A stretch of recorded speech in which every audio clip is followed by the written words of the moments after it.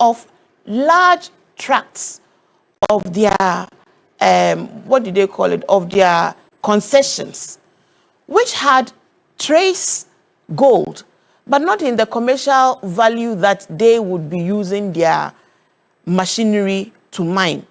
So they had actually, the group that sat in that ill-fated flight were on their way to the launch. I think these are all in the public domain.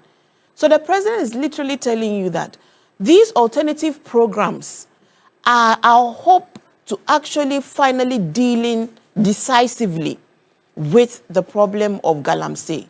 We must take them from the illegal reserves.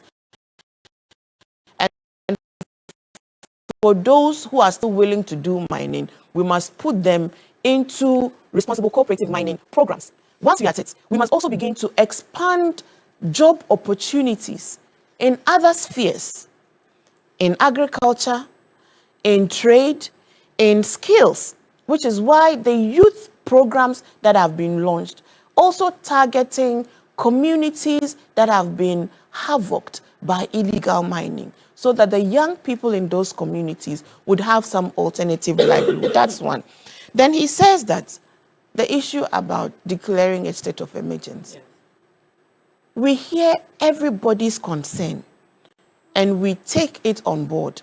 And His Excellency, the President, accepts the concerns from every well-meaning Ghanaian that we must do more to fight Galamsey. Now, Shoko, the previous government did an 8-year term. You, I, Awula Sewa, and the other environmentalists did not start from day one calling for a state of emergency. They did not start in the first term of the president calling for a state of emergency. As for the advocacy against the growing spate of illegal mining, it even transcends the previous 8-year regime. But in the second term, when we saw a proliferation of licenses written and signed under the hand of the president, as contained and allowed by the Regulation 2462, the forests were besieged. The problems became dire. The environmental impact was evident through the reports that we watched on your channels. So it was a national advocacy of all well-meaning Ghanaians, media, the environmental activists, including political parties like the NDC. So it was towards the end of tenure of Nana Akufo-Addo, after the failures of over 5 different operations that even led to the loss of life of Major Mahama, that we came to the point and conclusion that the fight had collapsed under the leadership of the previous administration.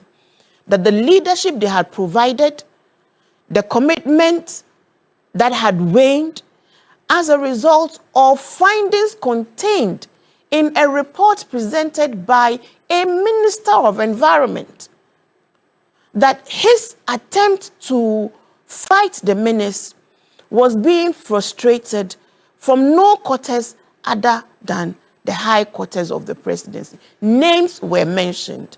That minister, the Professor Frimpong Boateng, lost his job as a result of that report he wrote. Please pardon me, just 2 more minutes. We did not therefore come to the conclusion that there was now active leadership complicity. Because you see, when you're faced with a complex problem, it is the leadership that will continue to provide hope. So now when you get to the point where the general consensus, again, not the NDC's consensus, general consensus with you, the media, with other stakeholders, that the fight against Galamsey under the previous administration had collapsed. That is when the calls for the repeal of LI 2462, which is the LI that granted powers to the president to sign off mining leases in forest reserves that also now opened up those forest reserves to the activities of illegal miners. So they say repeal LI 2462. NDC was in concert with that. Call for a state of emergency. Okay. Call for a state of emergency because all your powers for the past 8 years that you deployed had failed.